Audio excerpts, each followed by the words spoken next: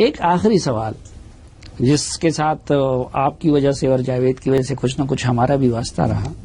یہ ابھی ریسنٹلی آپ نے ٹویٹ کے ذریعے پشاور زلمے کو چھوڑنے کی یہ کیا خبر لوگوں کو سنا دی؟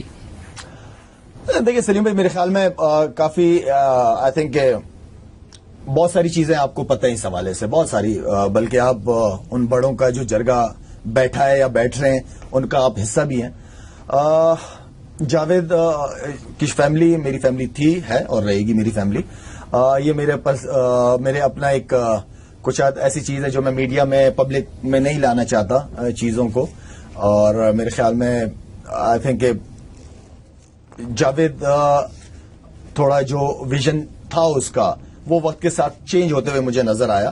تو میں نہیں چاہتا تھا کہ جاوید کے جو گول ہیں، جو اس کا ویژن ہے، اس میں کوئی رکاوٹ بن سکوں، اور اس لیے میرے اپنی فاؤنڈیشن کے میرے اپنی چیزیں بہت زیادہ ہیں، تو میں پوری طرح کمٹمنٹ اس کی پوری کر بھی نہیں سکتا. تو مجھے تھوڑا سا اس طرف اپنی چیزوں پہ فوکس کرنا ہے، اور جو میں سمجھتا ہوں کہ بہت بڑے بڑے کام ہیں، کچھ پروجیکٹ ہیں فاؤنڈیشن کے حوالے سے، وہ کرنا ہے. لیکن شاید آپ کچھ بدبخت تو بہرا بھی نام لے رہے ہیں کہ شاید سلیم کی وجہ سے آپ دونوں کے تعلقات خراب ہو رہے ہیں. تو یہ معاملات اپنی جگہ پہ، لیکن آپ کا اور ان کا یا خاندانوں کا تعلق تو اسی طرح دوستی تو برقرار ہے نا؟ بالکل، وہ تو رشتہ ایسا، وہ ان چیزوں کی وجہ سے میں نہیں سمجھتا کوئی افیکٹ پڑے گا. لیکن جاوید کی، جس طرح میں نے کہا کہ جاوید کا ویژن الگ ہو گیا وقت کے ساتھ، اور میں نہیں چاہتا کہ میں اس چیز میں رکاوٹ بنوں، وہ اپنا کام کرے. بلکہ نہیں، میں اس لیے یہ پوچھ رہا ہوں کہ دیکھیں، اب ایک تو پشاور زلمے کے ساتھ بھی لوگوں کی ایک عقیدت اور محبت ہے، اور شاہد کے ساتھ بھی ہے. تو اس خبر کو سن کے، اگرچہ میں تو پس منظر سے آگاہ ہوں، کچھ لوگوں کے لیے بڑا شاکنگ نیوز تھا، اور اس میں میری بدقسمتی کہ کچھ لوگ میری طرف بھی انگلی اٹھا رہے ہیں. تو نہیں خیر، آپ تو، میں تو سمجھتا ہوں کہ آپ نے کافی اس میں پازیٹو رول ادا کیا ہے، اور میرے خیال میں بال بھی آپ لوگوں کے کورٹ میں ہی ہے. اور آئی تھنک یہ ڈیسیجن میں نے پی ایس ایل کے فائنل کے بعد ہی لینا تھا، لیکن ایک دو کمٹمنٹ پشاور زلمی کی تھی، وہ میں نے پوری کرنی تھی.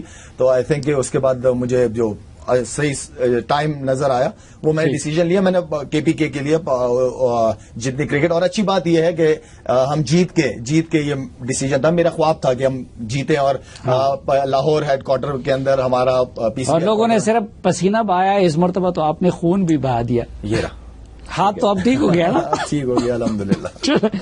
بہت شکریہ شاہد افریدی. ہماری دعا ہے کہ آپ عملی زندگی میں بھی اسی طرح کامیابیاں اور کامرانیاں سمیٹتے رہیں. آپ اسی طرح پاکستانیوں بلکہ پوری دنیا کے لوگوں کے دلوں میں اسی طرح بستے رہیں. اور ناظرین، ان کی موجودگی میں ہی میں یہ کرتا رہوں کہ الحمدللہ دونوں خاندانوں کا تعلق، شاہد افریدی اور جاوید افریدی کا، وہ اسی طرح برقرار ہے. یہ رشتے ان کے بڑے مستحکم ہیں، دونوں کی دوستی بھی، اور ان کی موجودگی میں بھی.